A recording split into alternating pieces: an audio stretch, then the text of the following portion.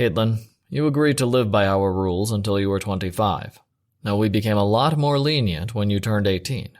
You can wear what you want and decorate your room how you want. We even let you go to that godforsaken school." "It was just art school," I muttered.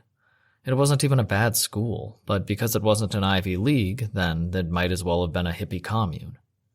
"Don't interrupt your father," my mother said coldly. I shut my mouth, not wanting a fight. I just needed to take the lecture, and then I could leave. "We gave you a lot of freedom," my father said. "But when it comes to how we present ourselves to the public, you must be respectable. Understand?" "Yes, father," I said, sighing. "Good. Now call Declan." He turned his attention back to the newspaper, and my mother turned her attention back to her book. I stifled a groan as I left the living room and went to the foyer. I pulled out my phone and called Declan, our chauffeur. There really wasn't a need for a chauffeur in this town, and I didn't know anyone else who had one, but my parents insisted on it. "Hey, Caitlin," he said when I answered. "Need a ride?" "To the library?" I said, feeling sheepish. "I'm sorry." "No worries. I'll be there in 5 minutes." Declan lived on the other side of town, but it was really a small town.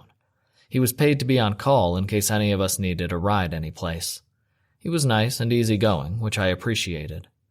I doubted he enjoyed talking to me and my parents, but it was still nice to talk to him anyway. And if I was being honest, I found him sexy. He was so confident and sure of himself, and it gave me butterflies. Besides, he was a few years older than me. I liked older men. Declan pulled up in front of the house in a black Rolls-Royce with tinted windows in the back.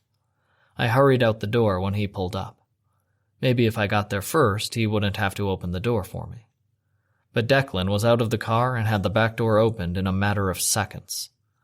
He smirked as if he knew what I was trying to do. "I really don't mind opening the car door. It's part of my job, after all."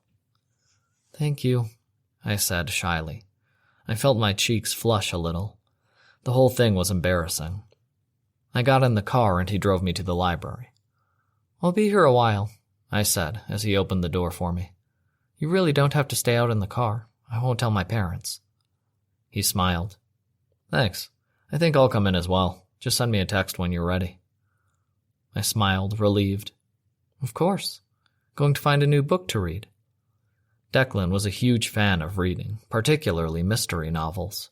Sometimes we talked about it when we were on longer drives. He grinned. "Yeah, I just finished ABC Murders.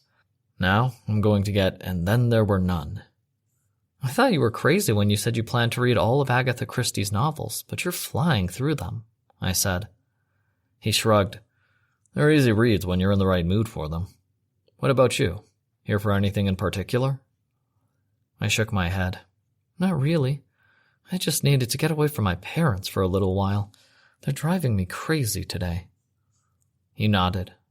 "Parents can be frustrating," he said carefully. I knew he didn't want to say anything against his employer, and that's why he kept his words vague. But I knew my parents drove him crazy, too.